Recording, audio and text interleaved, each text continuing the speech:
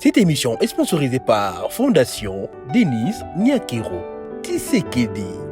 C'est un comme une émission, c'est un moment, personne ne pas moto. Essayez de bosser cette qui dit pas là. Nanga toyoki. Au commissaire cabine nos bases, ba jeune garçon. Au petit ba jeune garçon, ko ba ba numéro à bateau. Et ko coûter au cher. Donc on a ba j'ai ko sentir. Bon. Mais ça sanga ba j'ai, li ba nangé comme na tout. Non, ça va cabine dans la famille na tire repese le côté mais amba lo kutani wana lingolo ba. Le ko moni na bengi on émission et ça le somo lo ba ke na yebite na yebite. Je sais pas quoi dire. Et la dame. Et je pense que aux a surpris il y a Komonanga. Et puis devant il y a médias comme ça. Et il a profité à l'occasion qu'il y a Koloba, il y a quoi vérité. Excusez-moi. Oh non, Kosenga.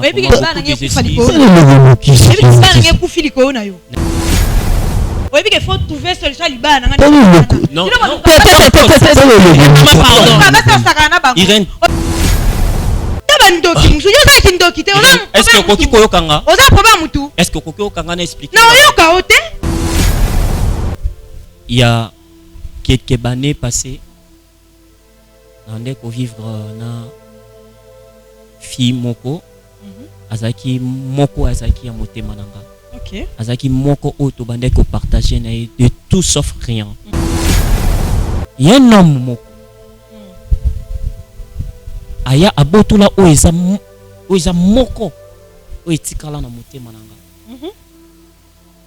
C'est parce que nazaki ne le côté un homme mango na zoloba eza mobali oye va vivre kana.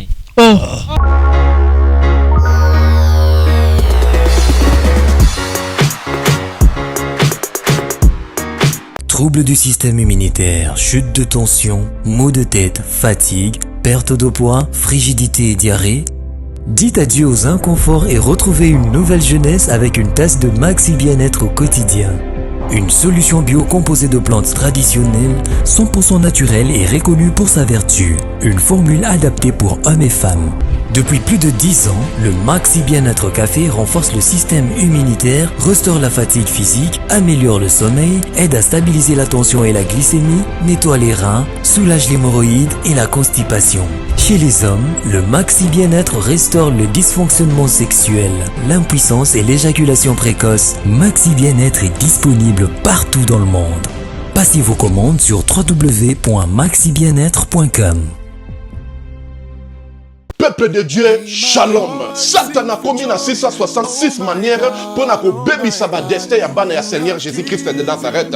Na destin na yo, oza na yo pauvreté, mais na destin oyo Satan a péché yo au commis pauvre. À côté si célibat, à côté si ba blocage, à côté si ba esprit de mort, à côté si bana ba autisme ba yaki ba biki, ba o bazala ki na ba blocage, ba débloquer, bina ba changer, o bazala mikumba na bango, bo ya nango et pas Nzambe yemoko ko décharger bino botala o bakobi décharger nakoko bomba te bolamu Nzambe salinga et prophète ba opportunité pour nga Clémence et comment qui passe faveur et comment qui passe tango na zongi ba opportunité o nga na kutani nango na kutani na opportunité donc mutu nyoso za besoin d'opportunité na vie ba porte fungwama ba chance sala donc okutana kana makambo malamu na nzela nga na une semaine on a utozonga na 2 semaines je suis heureuse et je suis vraiment heureuse que Nzamba pesinga ba faveur wana opportunité fungwami donc ba difficulté on azaki ya ko kanganga ya makazi modèle Nzamba débloquer ngo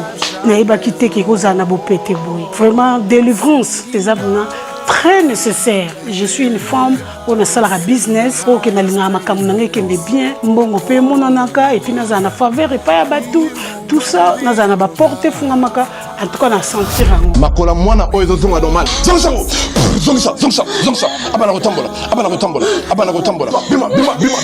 bima libéré na ini susu parce que na pesa nzambe merci na makambo asalelinga no pesa pe nzambe merci parce que nzambe atambwisi mwana nga bana nyoso oyo to babotama na bango nyoso tu déjà batambola mwana nga azotambola te atakutu kotelema bolubeke mwana nga akozala koka donc après kaka mokolo wana ntango toyakani lobi nango mwana nga ba mwa tamboli mba moko akoma moko telema na lobaki déjà awa ezali terminus na zela na besoin ba oyo batambola partout oyo baluka ba délivrance simba te boya epai na nzambe nde bokobika na dozela bino na moto ala mabele malamu ya kolona tosala geste ya bolingo pona ba orphelin bazonga kelasi na cahier sac stylo ketch frais scolaire. Toki na Bible na Psaume 68 verset 6 lui-même il a dit qu'il est le père des orphelins.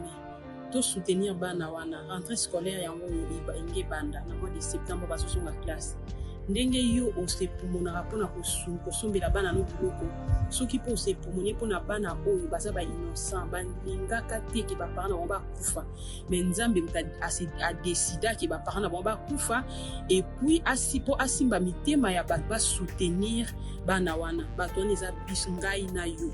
Pour la participation na yo, benga orphelinat chez la Mwanda na +1 443 68 36 670 plus 243 99 59 57 089.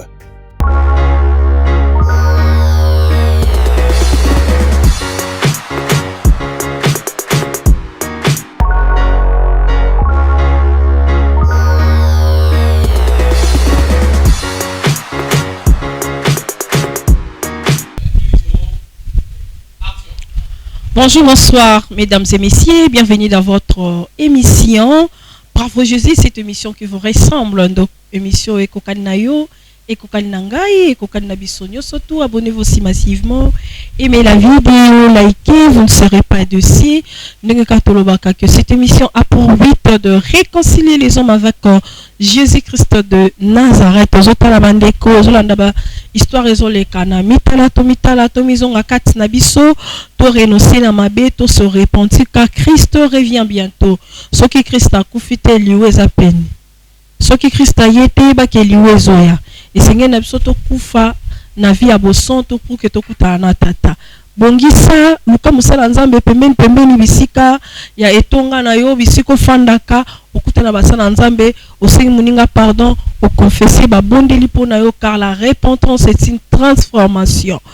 Bisona chez Biso Télévision tolobaka les sponsors officiels numéro 1 c'est Jésus-Christ de Nazareth. To invité binonion surtout pour s'accrocher na Christ.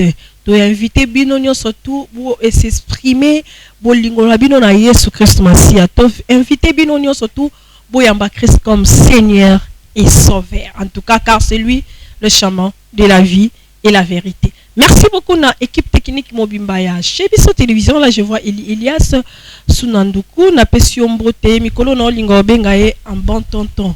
Merci à toi pour le travail que tu fais. Merci à toi Denis Monsolo, le certifié. En tout cas, coup de chapeau à toi. Moussala Kitoko.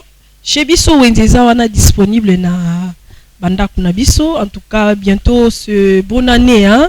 Bonne année. En tout cas, to bengi, to tindi ba article, et sengeli ba loso, ba huile, ba soso, ba tomate, toutes ces histoires, les sucres miliki, ba makayabu, ekota na kata ba famille na biso, na ba noko bana, ekozala malamu mingi, nous sommes là, chez Biso Wenze. Nzambe nanga sunga ba neko, nyonso to ba kozwa likanisi ya kopambola, Fondation Vida. Bana biso, bientôt bonne année, en tout cas, sombele ata moi jipette, moi ketch, moi polo, moi pantalon a fêté pe nouvelle ndenge bana biso pe baza ko fêter et kozala vraiment malamu mingi koma ko le pango na talo moke et kozala malamu mingi ba terrain ngwana ba publicité zoleka bo bengi numéro is affiché na bar écran ba koma ti ba la kisibino ba Teresa na bibwa na place à malamu épargner mo na le pango lobo osomba bilambe koleka osombi mutuke kokufa et comme dépense mi balé mais le pango osomba na 1000 lobo koma 20000 na sengi oka kozonga na kati ya pensée kanisa malukolobi kanisa kitambo ezalaki ndenge nini. Pourquoi pas to simba bandal? Pourquoi pas to simba kaka bible ezalaki ndenge nini? Tala lelo oyo. Kota na kata réflexion ya koboma mbongo na kata lopango et kozala vraiment malamu mingi. Je suis passée sur le plateau, je suis avec une dame qu'on va essayer de s'échanger durant cette émission. Yaya, zona micro. Pourquoi sonanga fumole la yo? Merci.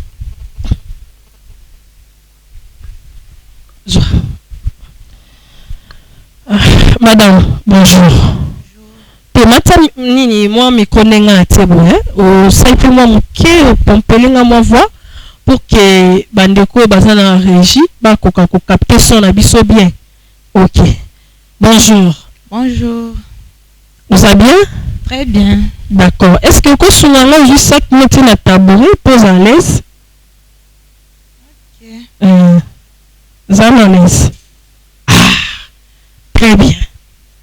Comme on a Madame Irène. Madame Irène Kamanda. Irène? Oui, Irène. Ah, Madame Irène Kanama. Kamanda. Kamanda. Ah, ok, d'accord. Vous avez bien, maman? Naza bien. Vous êtes marié? Oui, naza marié. Ok. Vous avez bien abonné? Naza mwana moko. Voilà mwana moko. À part musala ménage, vous avez musala ni sosala. Bon, pour le moment, naza musala te. Ah. Mais naza couturière na tongara pe. On tongara. Oui. Ah mais il faut continuer musala. Non, continuer na pe mainan. Ah d'accord. Non zongela yo. Mais tu es chrétienne? Oui. Toko sambela. OK. OK, merci.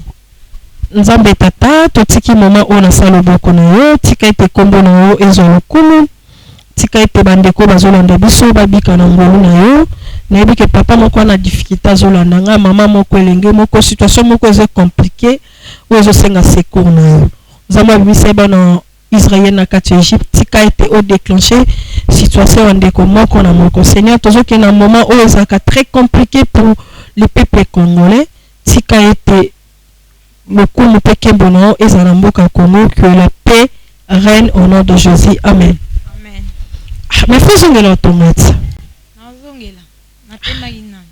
Mata ma micro, mata so. Tema gina no na zongela. Ah. Otonga bien. Atonga bien. Tonga na ta robe sanga bien. Na otonga. OK, d'accord. Maman Irène. Oui. Ni ne memi ah. Bon. Ilo ke meminga awa.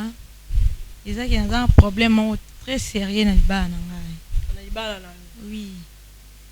Les gens dans la cabine, ils ont un coin dans le coin à quartier dans le biso. Ils ont flashé, crédit, minute à tout moment. Il est arrivé que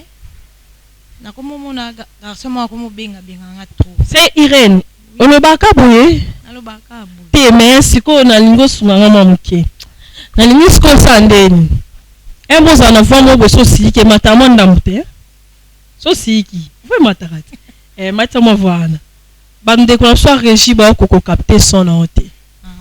Ozala moi c'est matamo muke. OK. Ezana cabine moko ezana coin na biso. Nakenda ko flasher ba crédit, ba minute à tout moment. Il y a des fois kutu nako ke na pese ka mbona ese flasher nga po aza déjà na numéro nanga. OK. Bon, et arrivé que garçon moko ko mo benga nga mo trop. Ako milanga ba message ba je t'aime mambebele bele. Ko na ko oyeba te azu numéro nanga wapi. Na tuni ozu numéro nanga wapi. Oh, naza ami na yo Facebook. Ami à Facebook kombo na onani. Opia kombo. Si amoko boye ayo bisanga ote nazwa ki numéro na yo na cabine moko eza na kwe na bino. Camarade na amta pesa inga. Dès na kepa garçon na komo tuna e. Comment expliquer nga na yaka o flasher ba minute awa ozui au cabine numéro nanga aussi longtemps oyebi ke naza femme mariée. Oyebi te ke eko créer nga ba problème. Yes quoi lobi ayebi te apesa pe mutu te.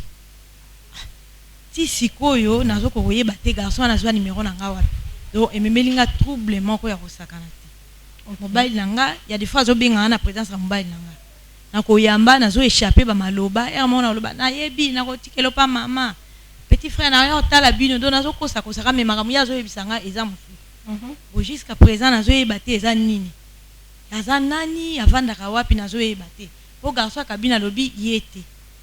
mais or nga na oyebaka ke numéro na nga na tika ona cabine wana place na kena flasher minute. OK. Yango na ko tikela bino numéro ya garçon wana na ya garçon ya cabine o meka kota na soki nani yango na zo benga nga na oyeba. OK. Si on comprendre mieux, oza awa oza pour ça au découvrir moto avec encore la cabine à Zanani. Oui. OK. C'est quoi quel genre de troubles en fait au continent katanda waliba non. Bon, mbali na komo loba na komo tricher na komo tromper na komo bimana mibali yango bazo benga na téléphone nazo ko yamba te nazo ko expliquer en te. Explication nyonso na opesa yazo ndima ngote. Mais madame, na lanzo bien. Olobi que emsu abenga kwa sana osana mobali na yo, mais emsu so mona ozo chaper na kombo ya petit frère emsu na yo tala yo. Moi je pense que la personne que tu connais pas, oko s'assembler devant ton nom. Excusez-nga, maman Irene. En tout cas excusez-nga na landela pena mama loba moi mingi po na lingara te toujours makambuka likolo te. Un homme que tu connais pas n'est pas azobenga yo. Mais il faut être clair devant votre mobile na OK non oui bien mais tant que comme na kati ya échappement il y a aussi l'assemblée pour que mobile no silika te moto que ezamabe. Oui na yebi que ezamabe na sala ki on parce que ba pele le kai moi trop.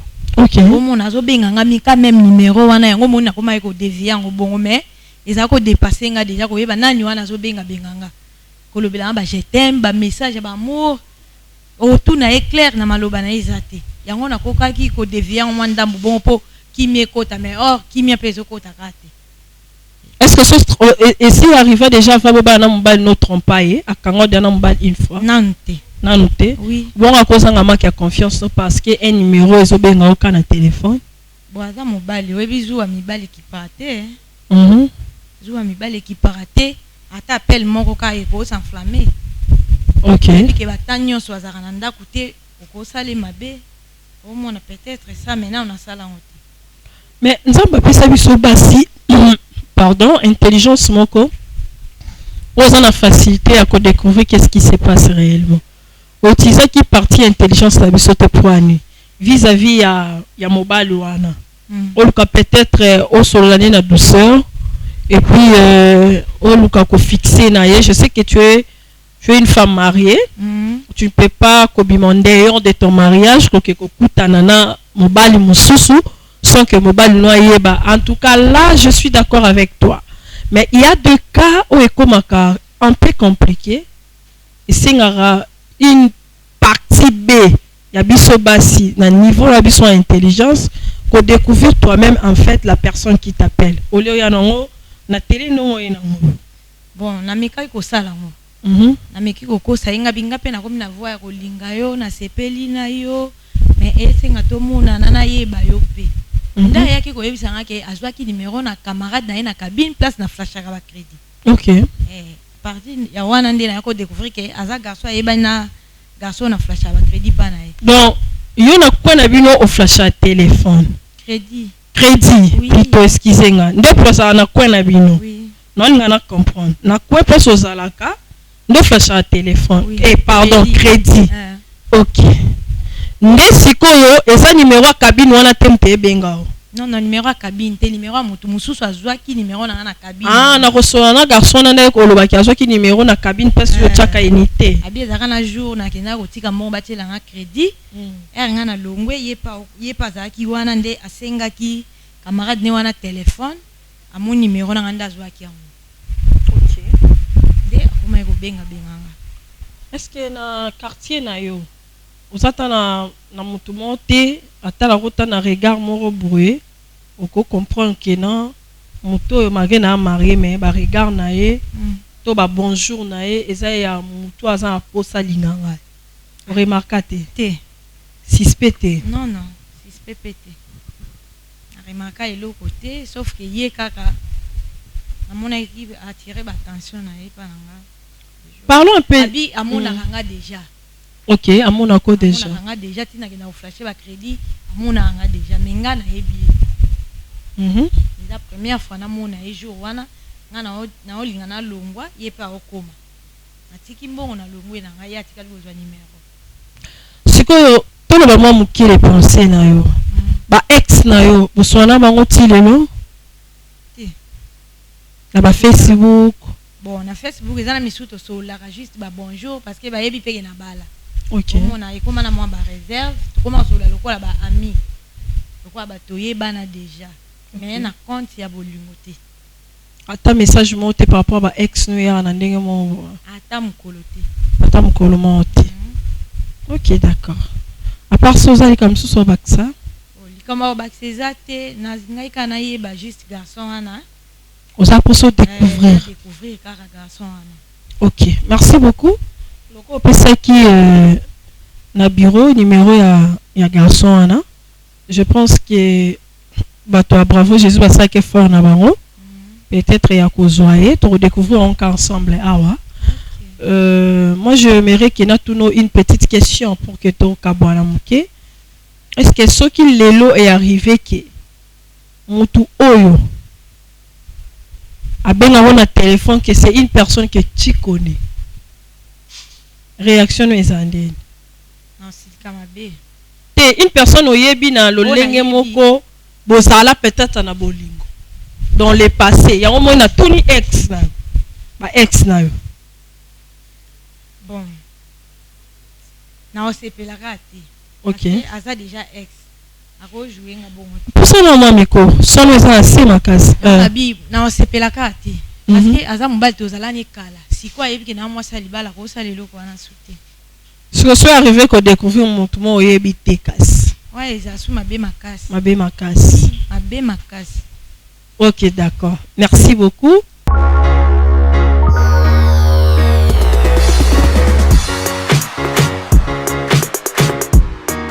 mabele malamu ya kolona tosala geste ya bolingo pona ba orphelin bazonga kelasi na cahier, sac, stylo, sketch, frais scolaires.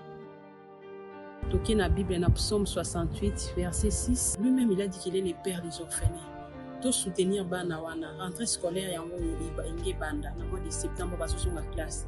Ndenge yo osepumonaka mpona kosombela bana no biloko soki mpo osepumoni mpona bana oyo baza bainnocent balingaka te ke baparent na bango bakufa me nzambe adesida ke baparent na bango bakufa epuis mpo asimba mitema ya bato basoutenir bana wana bato wana eza biso ngai na yo mpona participation na yo benga orphelinat chez la Mwanda na +1 443 68 36 670 plus 243 99 59 57 089.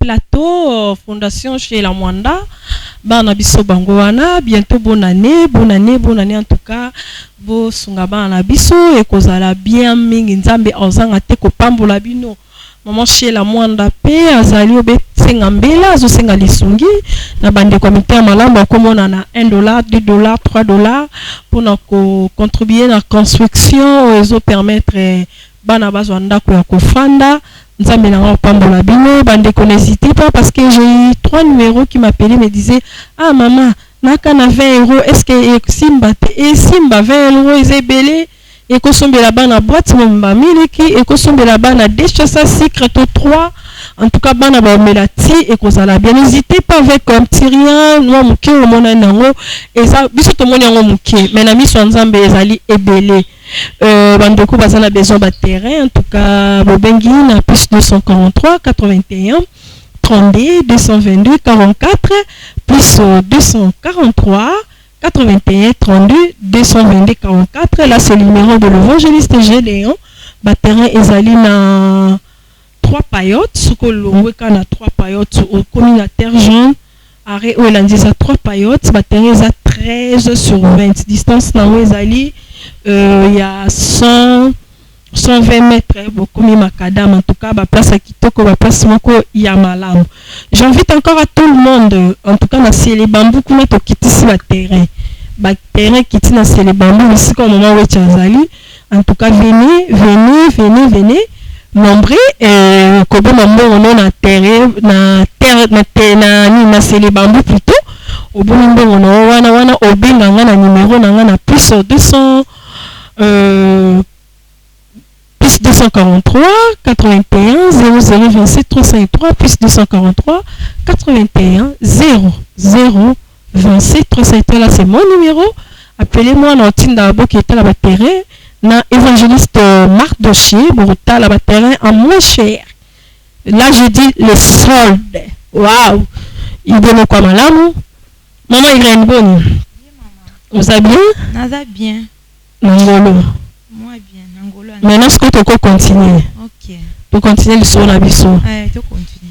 Donc il reçoit inviter la biso, tu prends le son là maman. Pas de quoi. Il est dérangé. T'es dérangé. D'accord, merci beaucoup.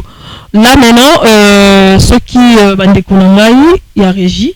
Tous les même langage, va côté langai deuxième invité. Automiko solanaye, to continuer le solo na maman Irène. Là en attendant bandeko basokota tozo senga demande de soutien toujours na bana na biso kamoko elekana kia ya mwana opération. En tout cas ne manquez pas appeler tozo ki pe kamoko ya mwana biso awa aza victime ya bitumba ya bayaka na ba teke. En tout cas victime, il a perdu ses parents, elle a perdu plutôt ses parents.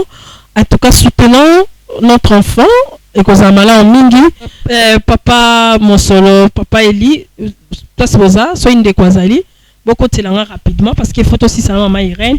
Ngala linga muta déranger à mariage en fait. Ça m'énerve, ça nga kanda makasi. Bonjour papa. Oui.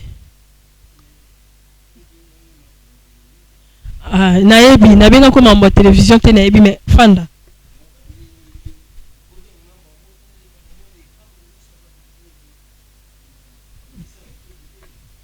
Naebi ki na sali mabe mais est-ce que ko fanda muke to sola muke?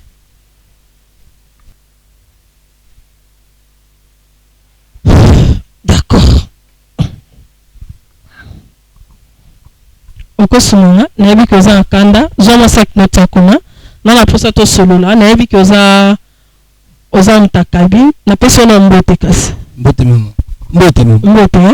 na bengo ya kombo na nkasa komona nga Raïs Mbala. Ah papa Raïs.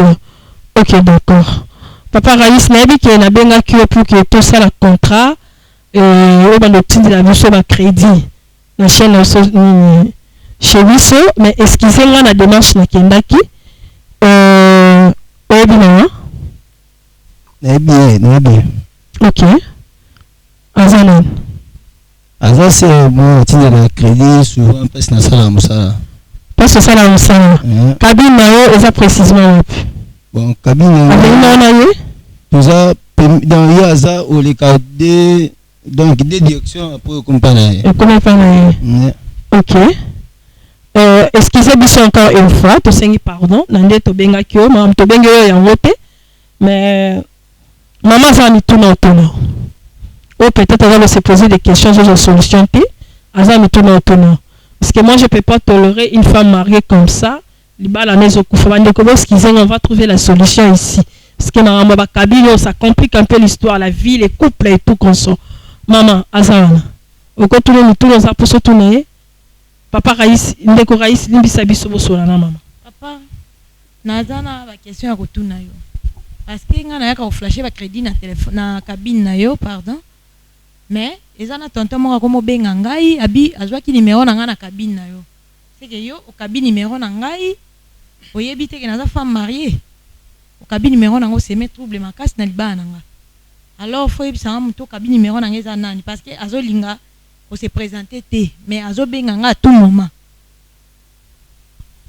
C'est na yebite na bando tindi le crédit le noté na tindi le suivant mi konyoso na tikala osala le kwanati na yebite donc na kumba nzambe na tikala osala le na tikala jamais pesa numéro pas mutu mususu okabaki numéro na nga pas mutu jamais na pesa numéro pas mutu te insister azwa ki numéro na nga na cabine na yo yozo boya pourquoi naza c'est intini batu balobaka mais noki mais moi n'ai pas ça que na tiko pesa mutu mwana na sala pe bana te ngam songa na tindi le crédit c'est tout OK na tiko ça bloqué cabine numéro na nga olukel nga ba problème au cabine numéro na nga et ko coûter cher o tche trouble na libana ngai nga na yaka o tcha crédit na ko tselo mbongo mais yo lukel nga ba problème c'est nayebi te ngai te loba mutu mususu ta mususu côté mususu bosa no tinda crédit côté mususu te alobi na cabine na yo ataka crédit place mususu te yo kutu ya des fois na ya kana tikeli ombo numéro nango za nango nzoka ndo kaba numéro nanga ba komo déranger nga na téléphone ko yebisa nga makamba ba bolingo na téléphone nayebi mutu ango te c'est namiki kuzungisa memo na sima natika na sala mambo na te da musana nga natindelo crédit opesika misolo na nga c'est tout donc natika osa biloko na te si numéro ya garçon ana ayepele yango yo yebi ete soka lobi ayebi yo ngai te na komona yango na lobi soki mutu ana lobi ayebi yo bon ngaza mutu mona tinda bato ba crédit mususu mutu ayebi na nga menga na yebi na nga ete moni tala kiseza mambo ebele c'est déjà ba jeune au sala yango déjà musala yango déjà comment expliquer nga na tiaka crédit pa na yo mais mutu akomo benga nga zolo ba numéro na nga zwaki yango pa na yo c'est yo zo boyo zo pesa numéro na nga na komo ya nzambe na tikala kama nzambe te parce que libana ngeza na trop yo zolo bana komo nzambe zo bongisa libana nga yo zo bala nga c'est na tikala osala eloko na te osala ki yango jamais na tikala osala ki yango faut trouver solution ya mutu na yo pesa ki numéro na non trouver solution likambo na salité na yebi mutu na makolo te na trouver oyebi makambo sala ki oyebi na yebi eloko te oyeba tendenge ni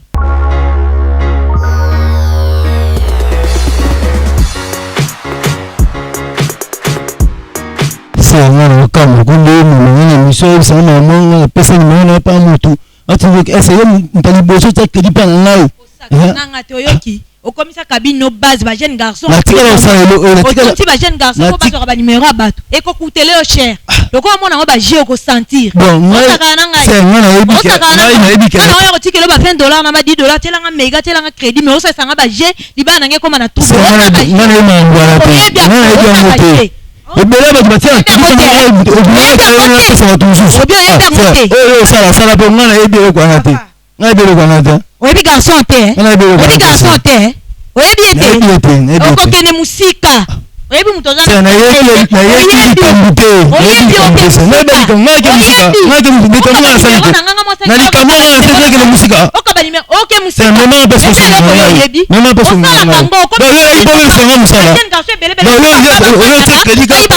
batu na ndeni yo kabi numéro nanga prozo wana ekokutele sana oke musika na musala na ngai libala na ngesa na trouble na libanda oyo sasa na yaka na kabine na yo na yaka na kabine yo mto kabine numéro na nga garçon na lobi yo mto pese numéro na nga meninga o la sana na tebe na lekisa na tebe po yeba musala ka obem sa relation na nga obem sa mo pese relation na nga relation na yo oyebi na musala ka na pese na ba ba mususu nga numéro ba sa mababa ba mezate okaba numéro ba mezate na nga yo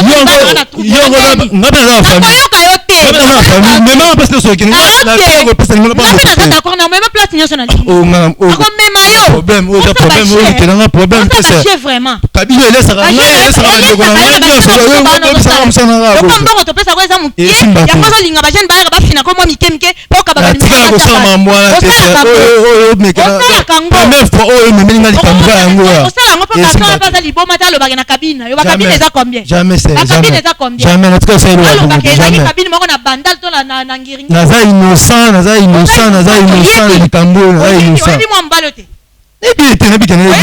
nebi ete vraiment oza vraiment lokuta okoyeba place nde okekoloba vérité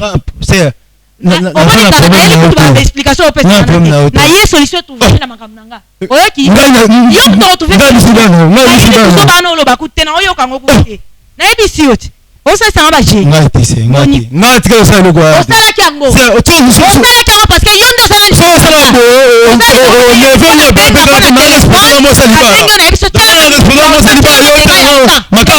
nayebi likambo wana oyebango te ndeni mwa mbali wana oloba azwaki yango mpa na yo oyebango te ndeni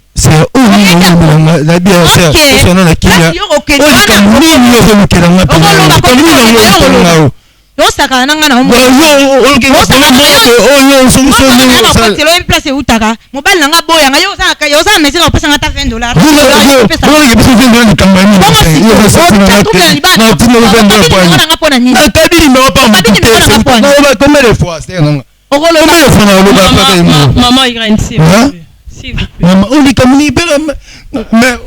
nasala kabilo eza makambo edanga na famille na ngai natika kopesa eloko te mais amba lokuta nyo ana lingo loba loko moni na bengi on émission de yo esa lo somo lo bake na yebite somo neni luka solution na oyebisa yo zela ngo lokela place mama natika kosala likambo bo te bana bani musala na tangi kelasi na musala me tali koma bo me atayemo ebe koma bo pe na me c'est na yebi likambo te natinda yo oza mbongo to tinga tinga na tindeli yo ofuna ngati na sika wese oyeba nifa likamba on dit ali peut-être ozwa ngona ndeko raïs mama Irène nayebi koza kanda mariage lesa danger mais nayebi le côté na innocent ya yoka ndeko raïs naningi natunoma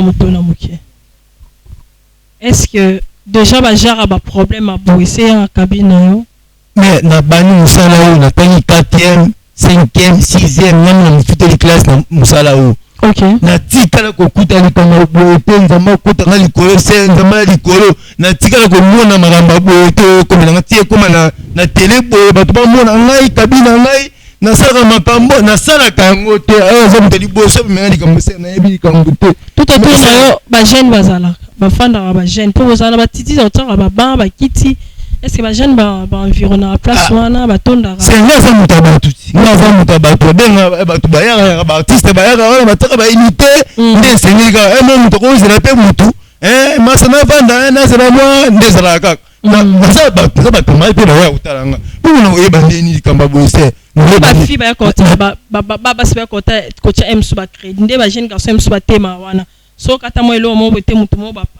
a proposé jamais mais il tika ko sala maté na numéro mutu na pesa bo so ba ke benga e ba bomi ta mutu so ko mbebele na ba lèvement ba ko kinape so na peni mo na yebi likambo te se na yebi le côté mais c'est le problème c'est ça que ya solo ba ke ndeko wana bazo solo wala action na téléphone a bien soit qui numéro et na ya maman et pas na yo papa na nga c'est un ndeko na tika liko pesa numéro mutu te na komba nzambe na koma simo kimbango ya na tika ko pesa eloko te mais au moins tu écoutes ça monter malamu aye na on émission so que ça qui va te musu peut-être à ça quand déjà la police est couvre ka passe ça na yebi likambuté OK ko justifier ça la police likambuté na tika ko mona likambo na tika ko pesa tani mo mutu mo te ka yete na sema to belé on te belé tinga ka unité bata ndenge na ndenge o ta mutsa ba 50 mbo bazali na tika mbongo belé ka yete na zoka ni mo sena en plus tout ça ne peut bien na tika on a été pour passer ça la kata ngo yebi ndaku na ye yebi ka pesa bien yebi yebi mbali na ye yebi bien na parce que yebi na mbali na ye yebi na mwasi na ye mo ba ole kana dimanche bo ke le sang monnaie de la tela nga unité na tika ko ça c'est na tika ça le ka boete nga leki na yo na tika mais na tika ça le ka boete d'accord ndeko raïs na sengo se calmer mamuke maman na nga se calmer en tout cas ndeko raïs se calmer je te comprends vraiment mais problème c'est ça et ma caméra se outille la cabine on doit quand même découvrir la vérité qu'est-ce qui se passe réellement parce que soyo yebité maman liba les a danger si ko bazu numéro ne wap on se pose des questions nous tous to yebate là en attendant ba continuer d'abord troisième invité aya pour que toi aussi ça makambo parce que moi je comprends rien en tout cas j'avais demandé à maman de me donner tous les numéros to yeba qu'est-ce qui se passe réellement pour que toi aussi ça makambo parce que omoni makambo ezoboma mabala batulelo ba numéro ba téléphone ça détruit le mariage en fait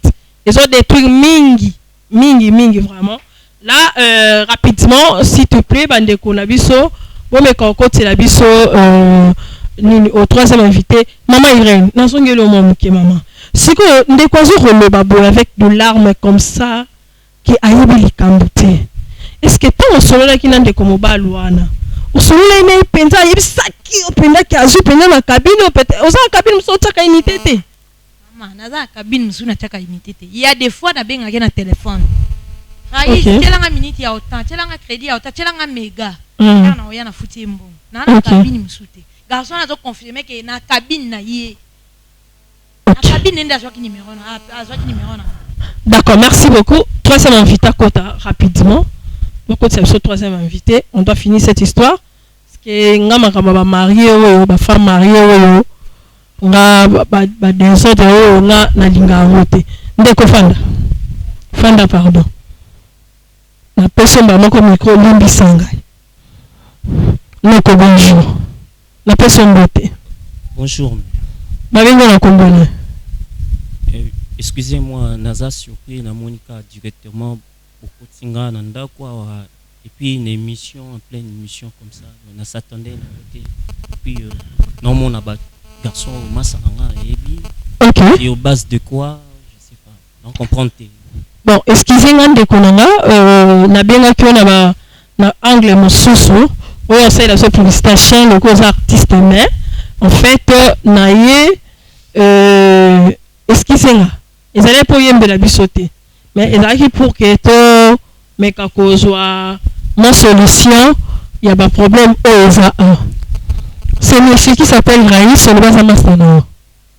Non, je connais le monsieur oui bien kaka il y a un moment Nazarana na cabine na ya rocha ba crédit vous avez un master ou soit oyaraka na cabine.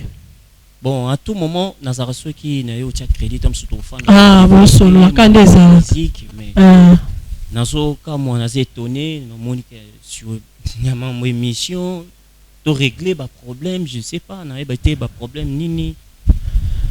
Ok, oui, le problème en nous, oui, la dame, maman, elle s'appelle maman Irène, oui. Il y a des fois on a mon accueil. Oui. On a que wapi. À un crédit et pas.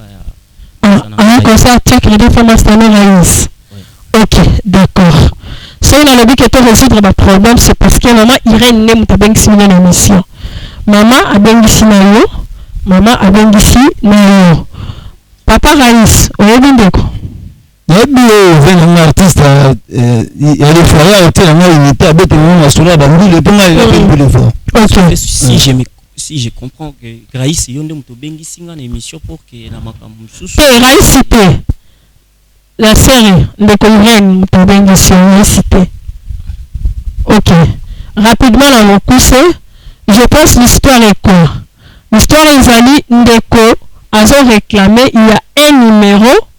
Oye benga kaye ekomela ke makambu ya bolingo mama tikanga na interpréter le ekomela kaye makambu ya bolingo elobela ke ba je t'aime boena boy c'est une femme mariée mais numéro le benga kaye mais oyo zo comme ça biso eza plus numéro yango euti na cabine ya ndeko onde azwaki numéro oyo bengaka mama wana apesaki tangu mama komi kobetu na ye ya lobi ke ya yebi makambo wana te ke akaba numéro ya mama et pas moto te soki esali ke biso tobenga yo parce que numéro oyo ebengaka mama ekomelaka ye ba je t'aime eza presque numéro moko na oya yo. Est-ce que eza numéro na yo? Est-ce que tu reconnais quand même que cet numéro là qui ezobenga mama eza numéro na yo? Excusez-moi madame, na s'attendait que na kokuta na juste un problème ya boye. OK. Garçon Raïs Razan Deko tozarana ye à tout moment na cabine. Namoni bazoko kize par rapport ya likambo moko eza ya juste ya crédit. Sincèrement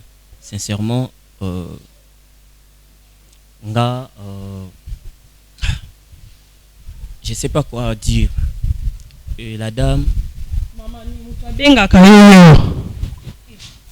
et je pense que on a surpris ya komonanga et puis devant il y a médias comme ça et n'a profité à l'occasion que ya koloba ya quoi vérité. Le vérité c'est quoi? Et Raïs oza quoi acquisé que mon tapé ça qui numéro na yo.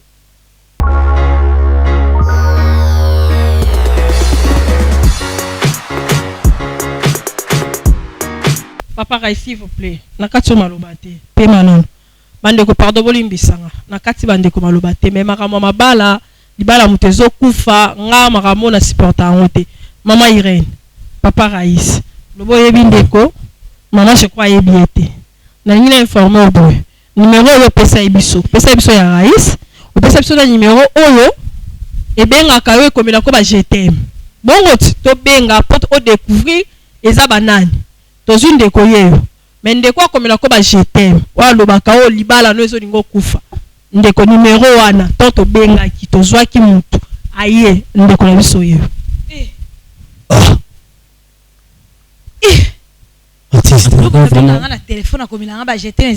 Excusez-moi. Non,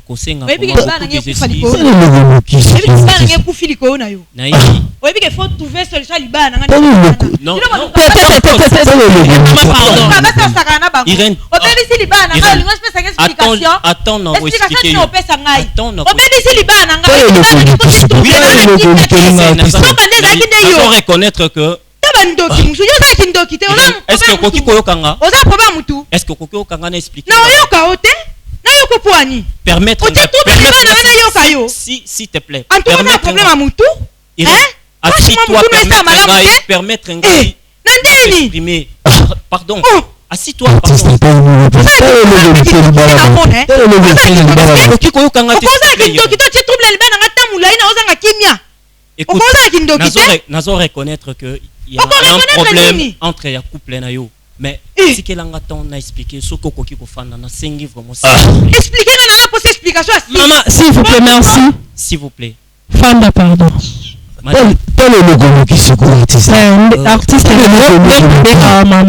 en tout cas madame le logo devant toi et avec Massananga oya fandi awa et soki na koki ko s'excuser c'était moi ngane mutu nazwa ka numéro na yo et sans que oyeba et Massananga oyo zwa ko accuser apesa nga numéro c'est pas lui il est innocent parce que non, il est t'as pas le numéro. Non, pas le numéro. Bon,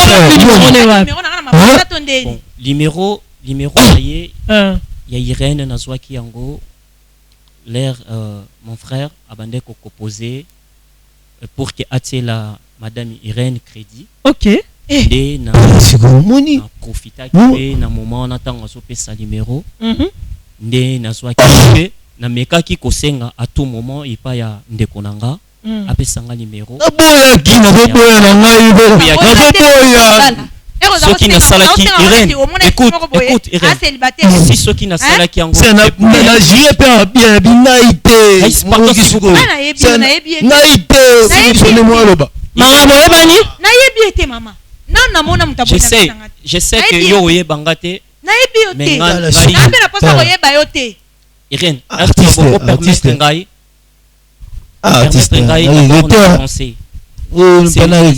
c'est pour un but.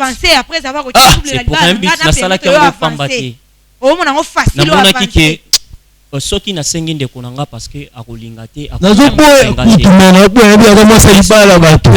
qui na sala qui yango enfin que na numéro enfin que na s'exprimer oyo izaki kati nanga siko ndeko bitiza nini libala mungi ezokufa nakomata ebandeko nakomata na kaya ndeko nakoteli ete mais nakomata nazona partie na s'il vous plaît parce qu'on peut pas permettre une mariage comme ça la détruire à cause d'un numéro basé dans cabine quand même ici. Excusez madame oui. Je sais pas nayebi na no kombote parce que obengenga brusquement maman wechi nakosenga na d'abord pardon na masananga musananga baby le bel comme ça moi na senga qui est ceux qui n'a joué qui numéro parce que ça fait mal. Pardon tika maman na yebi que ça passe artiste na yebi que ça exposé cabine musala pas soliaka je te comprends mais tika non de quoi s'exprimer même que to yoka po m supo ko yoba secret moko bo m susu oyo yebi peut-être ça ko ignorer. Vas-y mon frère. Madame Wesh. Oui pour moi papa. Ça fait mal passe na mutema je sais pas comment na koki ko ko s'exprimer koloba o izakati nanga. OK. Et madame Irène, si ce qui na sala kiango nazaki na objectif te ke ya kolinga auto ambition ya kolinga o. Ezaki kara juste pour une mission moko. Il y a quelques années passées, nande ko vivre na fille moko, azaki moko azaki ya motema nanga. OK. Azaki moko auto bande ko partager na de tout sauf rien. Azaki la fille abande ko idenga na ba moment difficile, na ba moment ya pasi. Na linga qui est vraiment tellement fort. Na koka ki te koma na point mo na perdre parce que nazaki kaka na moment toujours ya ozala tout près de lui et ko passer ba moment nion surtout na ye. Un homme moko aya abotula oeza moko o etikala na motema nanga. C'est parce que nazaki ne le côté, c'est parce que il y a zalaki na ba moyens, il y a beaucoup de moyens à parvenir quoi arracher koboto la oezaki yanga. Alors na kokaki kotika ngo bongo te. Nde na se décidaki que ngai pe il faut na venger. Zela maman. Zela, un homme en haut habité Zela. Zela non. Vas-y. Et tinda kinga lo beki o yanga ba koboto langote. OK. Mais il faut na koma nango jusqu'au bout. Un homme en haut na zoloba. Isa mobali oye ba vivre kanai. Na bandaki kulandela. Irène, écoute. Nabandaki. Maman Irène, souvent la micro, pardon. Nabandaki komeka kusala banquette kulandela koyeba vie ya mutu wana la personne là à vivre kanana ni enfin que ngai pe il faut na récupérer oye abotolaka. OK. C'était pour ça. Donc yango vanjaki. Mais il y a un moment à tout moment na bande ko solana madame Irène. J'étais vraiment tombé amoureux. Oh mon frère. Oh là là.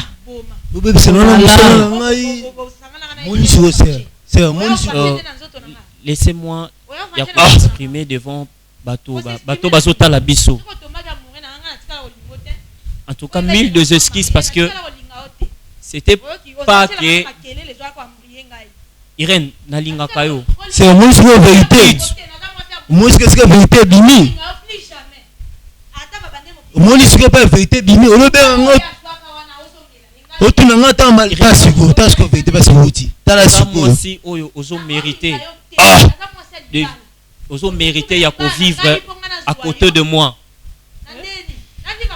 Parce que kota la façon d'être nayo et puis nakoka ki ko résister te nakoka ki vraiment te ko kanga sentiment bolingo nazaki nango envers yo c'est ezaki juste pour un but ya ko luka ko venger mais faut comprendre que bolingo oyo nazalaki nango nakoma ki nango na moment oyo kome ko pesanga accès ya ko solola nayo te mon frère s'il te plaît mon frère s'il te plaît là c'est une femme mariée là je peux pas permettre à redraguer mon saliba là devant moi s'il vous plaît mon frère madame s'il vous plaît quand même c'est une femme mariée quel qu'il soit ma belle mobile naya ça là dans le passé tout ça mais il faut oublier le passé mon frère nakoki koloba boye okoki ko arrêter comme sous barrière afin que motu kelekate tokoki ko tia barrière afin que maye lekate mais jamais koki ko arrêter ya sentiment ya motu alingi sérieuse jamais nakolinga ote mais ce mobile na yoki makambo sentiment et puis et comment qui komata plus que bolingo moko boy na comme soki mobali ne kasayo ki makambo papa nanga. C'est une femme mariée quand même. Oui, je sais. Hein?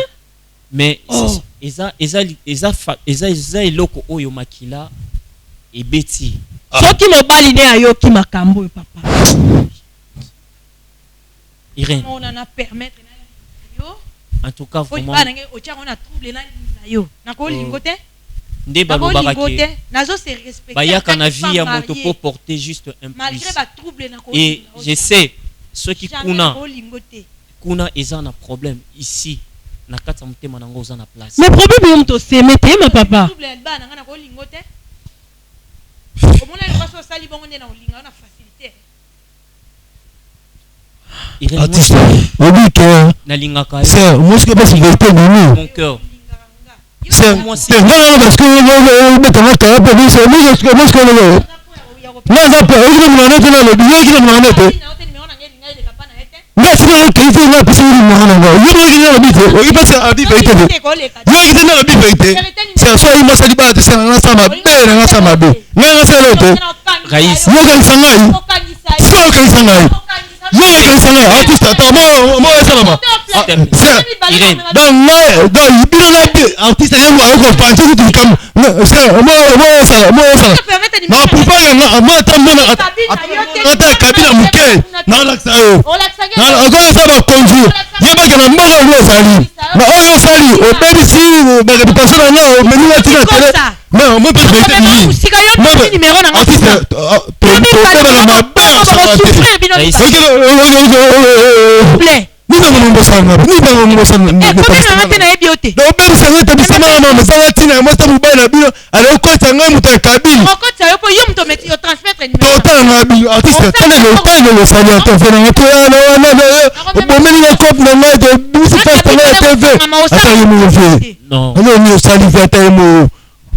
attends moi aussi na pété na tema kona na tamoli tino suka na sika yo attends moi c'est légitime na commencer ma femme te boyo na yoka dia je t'aime na ndeko la bino ko tanga ino saba bali ngam tuloko ayo na linga mbali na magela ba double za mbali nanga jamais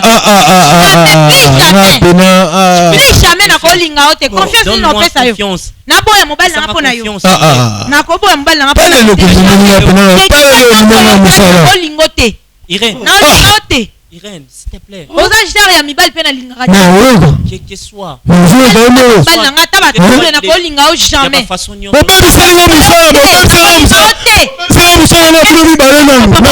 s'il vous plaît c'est oui que soit moi ça va je te permets passer une femme mariée s'il te plaît basi maman ça libala te papa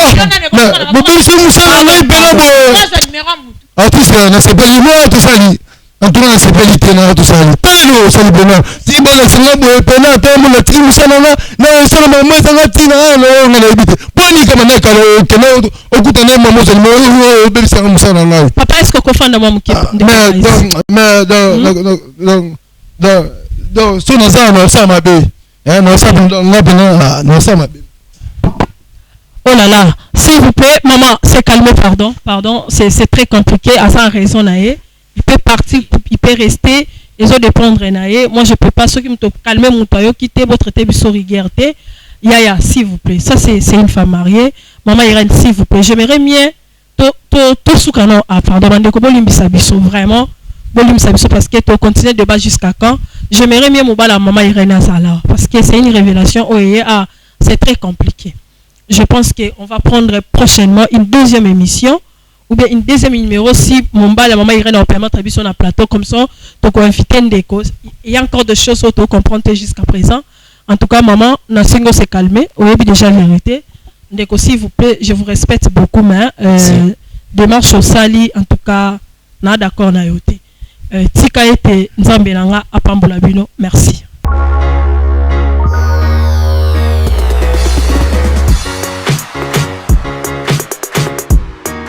mabele malamu ya kolona tosala geste ya bolingo pona ba orphelin bazonga kelasi na cahier, sac, stylo, sketch, frais scolaire. Toqué na Bible, na Psaume 68, verset 6, lui-même il a dit qu'il est le père des orphelins. To soutenir bana wana rentrée scolaire yango inge banda na mois de septembre basoso na classe. Ndenge yo osepumonaka mpona kosombela bana no biloko soki mpo osepumoni mpona bana oyo baza innocent balingaka te ke baparent na bango bakufa me nzambe adesida ke baparent na bango bakufa epuis mpo asimba mitema ya bato basoutenir bana wana bato wana eza biso ngai na yo. Pour la participation na yo, benga orphelinat chez la Mwanda na +1 443 68 36 670 plus 243 99 59 57 089.